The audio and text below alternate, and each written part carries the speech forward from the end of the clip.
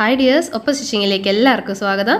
അപ്പോൾ കഴിഞ്ഞ വീഡിയോയിൽ നമ്മൾ ചുരിദാർ സെറ്റിൻ്റെ കട്ടിങ് ഡീറ്റെയിൽ ആയിട്ട് കണ്ടിരുന്നു. അത് കണ്ടിട്ടില്ലാത്തവർ ഈ മുകളിൽ തെളിഞ്ഞു വരുന്ന ഐ ബട്ടൺ തൊട്ടാൽ നിങ്ങൾക്ക് നേരെ ആ വീഡിയോയിലേക്ക് പോകാൻ പറ്റും.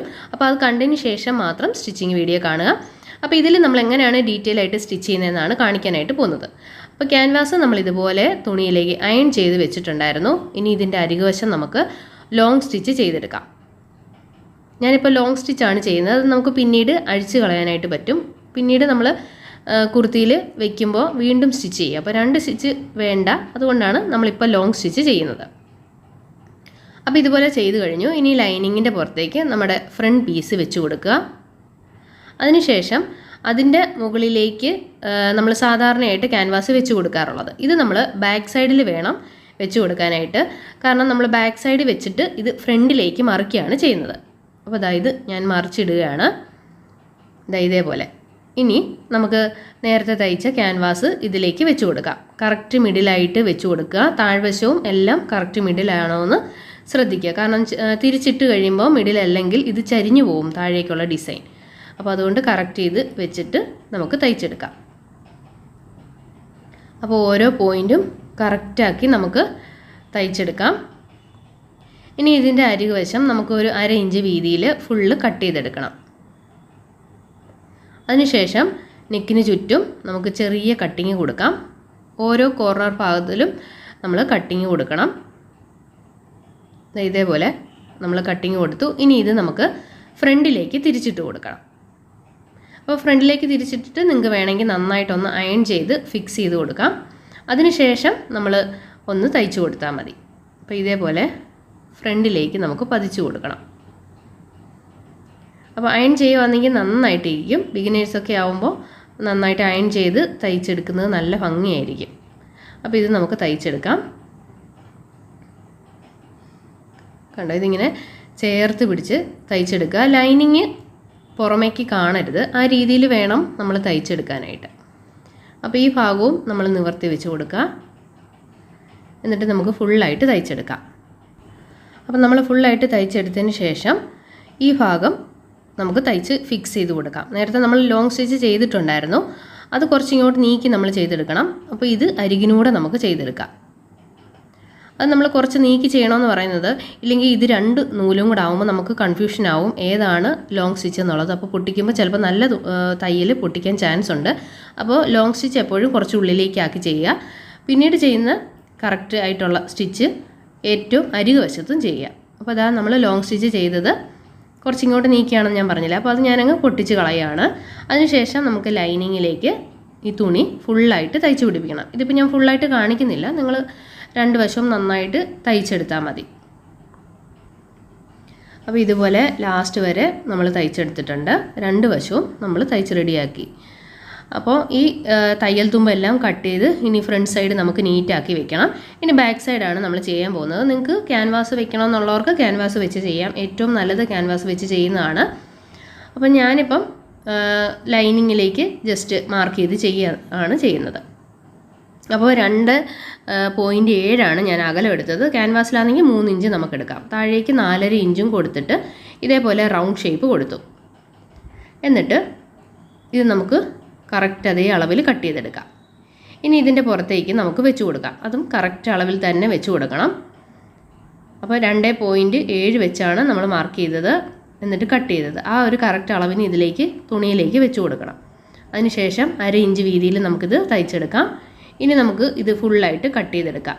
ഒന്നെങ്കിൽ ലൈനിങ് അല്ലെങ്കിൽ നല്ല തുണി ഏതെങ്കിലും ഒന്ന് തയ്ച്ചാൽ മതി. 2ഉം കൂടെ ഒരുപോലെ നമ്മൾ കട്ട് ചെയ്യുമ്പോൾ ഉണ്ടല്ലോ നെക്ക് വലിഞ്ഞു പോകാനുള്ള ചാൻസ് ഉണ്ട്. അതുകൊണ്ടാണ് ഞാൻ ഏതെങ്കിലും ഒരു തുണി കട്ട് ചെയ്താൽ മതി എന്ന് പറയുന്നത്. അതിനുശേഷം ഇത് നമുക്ക് തിരിച്ചിട്ട് കൊടുക്കാം. ഇതേപോലെ നമ്മൾ തിരിച്ചിട്ട് കൊടുത്തിട്ടുണ്ട്. ഇനി നമുക്ക് ഷോൾഡർ പിടിപ്പിക്കണം. അപ്പോൾ ആദ്യം നമുക്ക് നല്ല വശം ഒരുമിച്ച് വെച്ച് കൊടുക്കുക. അതിനുശേഷം ബാക്ക് സൈഡിൻ്റെ ലൈനിങ് ഫ്രണ്ട് സൈഡിൻ്റെ ബാക്കിലേക്ക് കൊണ്ടുവരിക. അതായത് നമ്മൾ ഈ ബാക്ക് സൈഡിൻ്റെ പീസിൻ്റെ അകത്തേക്ക് വെച്ചിട്ട് ഈ ഫ്രണ്ട് സൈഡ് പീസ് ഒരു പൊതിഞ്ഞ രീതിയിൽ ചെയ്തെടുക്കുകയാണ് ചെയ്യുന്നത്. അപ്പോൾ ഇങ്ങനെ ചെയ്യുമ്പോൾ തയ്യൽ തുമ്പ് ഒന്നും പുറമേക്ക് കാണാതെ വളരെ നീറ്റായിട്ട് നമുക്ക് ഷോൾഡർ കിട്ടും. അപ്പോൾ ഇത് തിരിച്ചിട്ടു, കണ്ടോ, ഇതേപോലെ 2 വശവും നല്ല നീറ്റായിട്ട് നമുക്ക് കിട്ടും. അടുത്തതും ഇതേപോലെ തന്നെയാണ് ചെയ്യുന്നത്. നമ്മൾ നല്ല വശവും ഒരുമിച്ച് വെച്ചിട്ട് ഈ ലൈനിങ് നമ്മൾ മുകളിലേക്ക് ആക്കി വെച്ച് കൊടുക്കുന്നു. എന്നിട്ട് ഷോൾഡറിൻ്റെ ഈ ഒരു ഭാഗം മുതൽ വേണം തയ്ച്ച് തുടങ്ങാനായിട്ട്. അപ്പോൾ ഞാനൊരു പിന്ന് വെച്ചിട്ട് നമ്മളിതിങ്ങനെ കുത്തി അങ്ങോട്ട് വെക്കുകയാണെങ്കിൽ ചേർന്ന് നന്നായിട്ട് കിട്ടും. അപ്പോൾ അതുകൊണ്ടാണ് ഞാൻ മുട്ടുസൂചി വെച്ചിങ്ങനെ കുത്തിയിട്ട് വെക്കുന്നത്. ഇനി നമുക്ക് ബാക്ക് സൈഡിൻ്റെ നെക്കും തയ്ക്കണം. അതേപോലെ തന്നെ ലൈനിങ്ങിലേക്ക് നമുക്ക് നല്ല തുണി ചേർത്ത് തയ്ച്ചു കൊടുക്കാം. അപ്പോൾ ഫുള്ളായിട്ട് എല്ലാ ഭാഗവും നമുക്ക് തയ്ച്ചു കൊടുക്കണം. അപ്പോൾ ഇതുപോലെ ഒരു വശം തയ്ച്ചു, അതിനുശേഷം ഞാൻ അടുത്ത വശവും തയ്ച്ചിട്ടുണ്ട്. ഇനി നെക്ക് നമുക്ക് ചേർത്ത് തയ്ച്ചു കൊടുക്കാം. വേണമെന്ന് നിർബന്ധമില്ല, വേണമെന്നുണ്ടെങ്കിൽ ചെയ്താൽ മതി, ഇല്ലെങ്കിലും കുഴപ്പമൊന്നുമില്ല. ഇതുപോലെ നമ്മൾ തയ്ച്ചെടുത്തിട്ടുണ്ട്. നന്നായിട്ടൊന്ന് അയൺ ചെയ്താലും നന്നായിട്ട് ഫിക്സ് ആയിട്ടിരിക്കും. ഇനി സ്ലീവ് ആണ് നമ്മൾ വെക്കാൻ പോകുന്നത്. കറക്റ്റ് മിഡിൽ ഭാഗത്ത് നമ്മൾ വെച്ചിട്ട് രണ്ട് വശത്തേക്കും തയ്ക്കുകയാണ്. അപ്പോൾ അത് ഞാൻ ഡീറ്റെയിൽ ആയിട്ട് കാണിക്കുന്നില്ല, നമ്മളെല്ലാ വീഡിയോയിലും കാണിക്കാറുള്ളതാണ്. നമ്മുടെ ഏതൊരു വീഡിയോയിൽ നേരത്തെ ഉള്ളത് എടുത്ത് നോക്കിയാലും അതിൽ സ്ലീവ് തയ്ക്കുന്നത് കാണിക്കുന്നുണ്ട്. അതല്ലെങ്കിൽ ഒപ്പം സ്റ്റിച്ചിങ് സ്ലീവ് എന്ന് അടിച്ചു കൊടുത്താലും നമ്മൾ സെപ്പറേറ്റ് വീഡിയോ ഇട്ടിട്ടുണ്ട്, അത് നിങ്ങൾക്ക് നോക്കാവുന്നതാണ്. അപ്പോൾ ഇതുപോലെ രണ്ട് വശത്തും നമ്മൾ സ്ലീവ് വെച്ച് കഴിഞ്ഞിട്ടുണ്ട്. ഇനി നമുക്ക് ഷേപ്പ് ചെയ്യുന്നത് എങ്ങനെയെന്ന് നോക്കാം. അപ്പോൾ കറക്റ്റ് മുകൾ ഭാഗത്തുനിന്ന് ഒരു 13.5 എടുക്കുക, ഇടഭാഗത്തെ വണ്ണം എടുക്കാൻ. താഴേക്ക് നമ്മൾ 19.5 ഇട്ടിട്ടുണ്ട് സ്ലിറ്റിൻ്റെ ഭാഗം. കറക്റ്റ് നടുക്കുന്ന് രണ്ട് വശത്തേക്കും എൻ്റെ വണ്ണം 9 അത് നമ്മളിവിടെ മാർക്ക് ചെയ്ത് കൊടുത്തിട്ടുണ്ട്. സ്ലിറ്റിൻ്റെ ലെങ്ത് 19.5 ആണെന്ന് ഞാൻ പറഞ്ഞല്ലോ. അവിടുന്ന് നടുക്കുന്ന് രണ്ട് വശത്തേക്കും നമ്മൾ 11.5 മാർക്ക് ചെയ്തിട്ടുണ്ട്. ഇതുപോലെ ഇങ്ങനെ കറക്റ്റ് നടുക്കുന്ന് തന്നെ ഇവിടെയും 11.5, അടുത്ത വശത്തും 11.5 വെച്ച് മാർക്ക് ചെയ്ത് കൊടുക്കണം. ഇനി സ്ലീവിൻ്റെ വണ്ണം എടുത്ത് കൊടുക്കാം. ആദ്യം നമ്മൾ 6 ഇഞ്ചിന് ഒന്ന് വണ്ണം എടുത്ത് കൊടുക്കുക. നമുക്ക് കയ്യിൽ നിന്ന് വേണമെങ്കിൽ അളന്നെടുക്കാവുന്നതാണ്. ഇവിടെ ഞാൻ 6.7 മാർക്ക് ചെയ്തിട്ടുണ്ട്. ഈ ഭാഗത്ത് 6 മാർക്ക് ചെയ്തിട്ടുണ്ട്. ആം ഹോള് ചെസ്റ്റിൻ്റെ അവിടെ വണ്ണം ഞാൻ പ്രത്യേകിച്ച് എടുക്കുന്നില്ല, നേരെ ഇങ്ങനെ മാർക്ക് ചെയ്യുകയാണ് ചെയ്യുന്നത്. കാരണം ആം ഹോള് നമുക്ക് എടുക്കുമ്പോൾ നമ്മൾ കൃത്യമായിട്ടാണ് എപ്പോഴും എടുക്കാറുള്ളത്. ചെസ്റ്റിൻ്റെ 6 ഭാഗം ചെയ്ത് കഴിഞ്ഞാൽ നമുക്ക് കറക്റ്റ് വണ്ണം കിട്ടും. അതായത് 42/6 നമ്മൾ 7 ഇഞ്ചാണ് പറഞ്ഞിരുന്നത്. അപ്പോൾ 7 ഇഞ്ച് വെച്ചിട്ട് ആം ഹോൾ നമ്മൾ മാർക്ക് ചെയ്ത് കഴിഞ്ഞാൽ കറക്റ്റ് നമുക്ക് ഫിറ്റ് വേണ്ടത് 9 ഇഞ്ചാണ്. ആ 9 ഇഞ്ച് നമുക്കിവിടെ വരുന്നുണ്ട്. 9 അതിൽ കൂടുതൽ വന്നാലും കുഴപ്പമില്ല, ഒരിക്കലും കുറഞ്ഞു പോകരുത്, നന്നായിട്ട് ടൈറ്റ് ആവും. ഇത്തിരി കൂടുതലാണെങ്കിലും ശരി, നമുക്കത് ഷേപ്പ് ചെയ്ത് കറക്റ്റ് ചെയ്യാനായിട്ട് പറ്റും. അപ്പോൾ അതുകൊണ്ട് അതൊന്ന് ശ്രദ്ധിക്കുക. അപ്പോൾ ഞാൻ അതുകൊണ്ട് എപ്പോഴും ഇവിടെ നിന്ന് ഇങ്ങനെ മുകളിലേക്ക് സ്ലീവിൻ്റെ അവിടേക്ക് ഇങ്ങനെ ഷേപ്പ് ചെയ്യുകയാണ് ചെയ്യുന്നത്. പ്രത്യേകിച്ച് ഒരു അളവ് ചെസ്റ്റിൻ്റെ അവിടെ നമുക്ക് ആവശ്യമില്ല. ഇതേപോലെ. എന്നിട്ട് ടക്കാണ് നിങ്ങൾക്ക് ഇടണ്ടെങ്കിൽ ഇവിടെ ഇങ്ങനെ ലൂസ് ചെയ്ത് കൊടുക്കണം. 1/2 ഇഞ്ചോ 1 ഇഞ്ചോ ലൂസ് ചെയ്ത് നിങ്ങൾക്ക് അങ്ങോട്ട് നീക്കിയിട്ട്, അതായത് ഈ ചെസ്റ്റിൻ്റെ അവിടെ ബ്രസ്റ്റ് സൈസ് കൂടുതലുള്ളവർക്ക് നെഞ്ച് ടൈറ്റ് ആകുന്നു ഇതുപോലെ ഷേപ്പ് ചെയ്തിട്ടെന്ന് പ്രശ്നമുള്ളവർക്ക് കുറച്ചൊന്ന് ലൂസാക്കി നിങ്ങൾ ഷേപ്പ് ചെയ്ത് കൊടുത്തിട്ട് ബാക്കിൽ മാത്രം ടക്കിടുക. അപ്പോൾ ബാക്ക് വശം നന്നായിട്ട് ഒതുങ്ങിയിരുന്നിട്ട് ഫ്രണ്ട് സൈഡ് നമുക്ക് കുറച്ച് ലൂസായിട്ട് നിൽക്കും. അങ്ങനെ ഒരു ടിപ്പ് ഞാനൊരു വീഡിയോയിൽ പറയണമെന്ന് വിചാരിച്ചിരിക്കുകയായിരുന്നു. അപ്പോൾ ഇപ്പോൾ ഞാനങ്ങ് പറഞ്ഞതാണ്. അപ്പോൾ ചെസ്റ്റ് ഇറുകുന്ന അങ്ങനെ ഒരു പ്രോബ്ലം ഉള്ളവർക്ക് ആ ഒരു മെത്തേഡ് നല്ലതാണ്. ഇനി നമുക്കിത് ഷേപ്പ് ചെയ്ത് കൊടുക്കാം. അപ്പോൾ പിന്നെ നമ്മൾ കുത്തിയിട്ടുണ്ടായിരുന്നു, അതെല്ലാം നമ്മൾ എടുത്തു മാറ്റി ചെയ്യുകയാണ്. പിന്നെ കുത്തി ചെയ്യുകയാണെങ്കിൽ നമുക്ക് രണ്ട് സൈഡും നീങ്ങി പോകാതെ ഇരിക്കും. കറക്റ്റ് ഷേപ്പ് ചെയ്തിട്ട് അല്ലെങ്കിൽ എടുത്തുകൊണ്ട് വന്ന് നമ്മൾ മാർക്ക് ചെയ്തിട്ട് നമ്മൾ ഷേപ്പ് ചെയ്യാൻ എടുത്തുകൊണ്ട് വരുമ്പോഴത്തേക്കും തുണി തെന്നി മാറും. അപ്പോൾ അതുകൊണ്ടാണ് ഞാൻ ഒരു 3 മുട്ട് സൂചി ഒരു വശത്ത് കൊടുത്തു, അടുത്ത സൈഡിൽ 3 മുട്ട് സൂചി കുത്തും. എന്നിട്ടൊരു 1/4 ഇഞ്ച് വീതിയിൽ ഞാനിതുപോലെ ഷേപ്പ് ചെയ്തെടുക്കും. സ്ലിറ്റിൻ്റെ ഭാഗത്ത് വരുമ്പോൾ നമുക്ക് അകൽച്ച വേണ്ട ഷേപ്പ് ചെയ്യുന്നതിന്, കറക്റ്റ് അതേ പോയിന്റിൽ തന്നെ നമ്മൾ ഷേപ്പ് ചെയ്താൽ മതി. മുകളിലേക്ക് വരുമ്പോഴത്തേക്കും നമ്മളൊരു 1/4 ഇഞ്ച് വീതിയിൽ അകൽച്ച ഇട്ട് കൊടുത്ത് ഷേപ്പ് ചെയ്തെടുക്കുക. എന്നിട്ട് മിച്ചം നമ്മൾ കട്ട് ചെയ്യുക. ഇനി അടുത്തത് സ്ലിറ്റ് നമ്മൾ തയ്ക്കുകയാണ്. സ്ലിറ്റിൻ്റെ അവിടെ വളവുണ്ടെങ്കിൽ നിങ്ങൾക്ക് സ്ട്രെയിറ്റ് ആയിട്ടൊന്ന് വെച്ചിട്ട് സ്കെയിൽ ഉപയോഗിച്ച് വരച്ച് ഒന്ന് കട്ട് ചെയ്ത് നീറ്റാക്കി കൊടുക്കുക. നമ്മൾ ഒരുപാട് കട്ട് ചെയ്യരുത്, ആ വളവുള്ള ഭാഗം മാത്രം ഒന്ന് കട്ട് ചെയ്ത് ഒരു സ്ട്രെയിറ്റ് ആണോ എന്ന് നോക്കുക. കാരണം ഒത്തിരി വളഞ്ഞിരുന്നാൽ നമ്മൾ സ്ലിറ്റ് ചെയ്യുമ്പോൾ പിന്നീട് നമുക്ക് വീണ്ടും വളവ് വരും. അപ്പോൾ ആ ഒരു ഭംഗി ഉണ്ടാകത്തില്ല, ഇങ്ങനെ രണ്ട് സൈഡിലേക്ക് ഇങ്ങനെ കൊട്ട പോലെ നിൽക്കും. അപ്പോൾ അത് സ്കെയിൽ എന്തെങ്കിലും വെച്ചിട്ട് വരച്ചിട്ട് ഒന്ന് ചെയ്തെടുക്കുക. എന്നിട്ട് ഇതേപോലെ രണ്ട് വശവും മടക്കി സ്ലിറ്റ് ചെയ്തെടുക്കുക. അപ്പോൾ ആദ്യം ഇതുപോലെ ഒരു സ്റ്റിച്ച് നമ്മൾ ചെയ്തെടുക്കുകയാണ്. അതിനുശേഷം ഇത് നമ്മൾ ഫുള്ള് ചെയ്ത് കഴിഞ്ഞിട്ട് നേരെ തിരിച്ചിട്ടിട്ട് നമ്മൾ ഒരു സ്റ്റിച്ച് കൂടെ ചെയ്യും.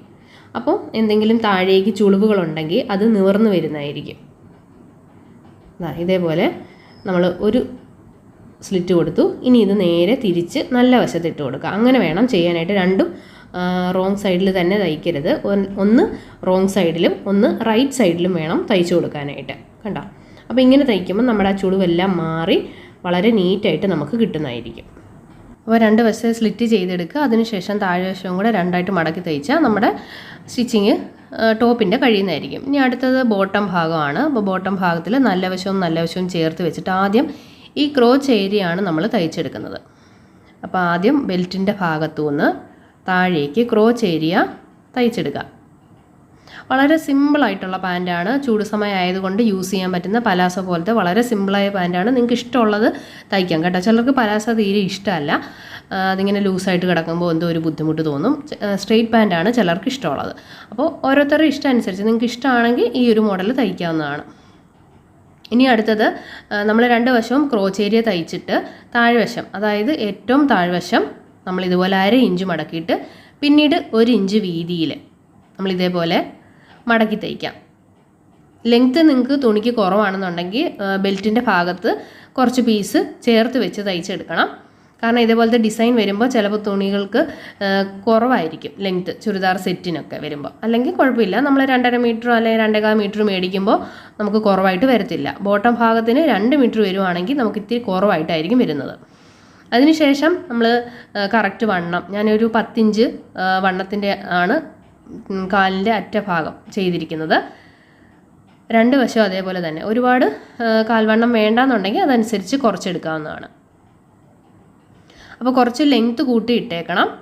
വണ്ണം കുറയ്ക്കുകയാണെങ്കിൽ പാൻറ്റിന് ലെങ്ത്ത് കുറവാണെന്നുണ്ടെങ്കിൽ വണ്ണം കൂടെ കുറച്ച് കഴിയുമ്പോഴത്തേക്കുണ്ടല്ലോ മേളിലേക്ക് പൊങ്ങി കയറി പോകും.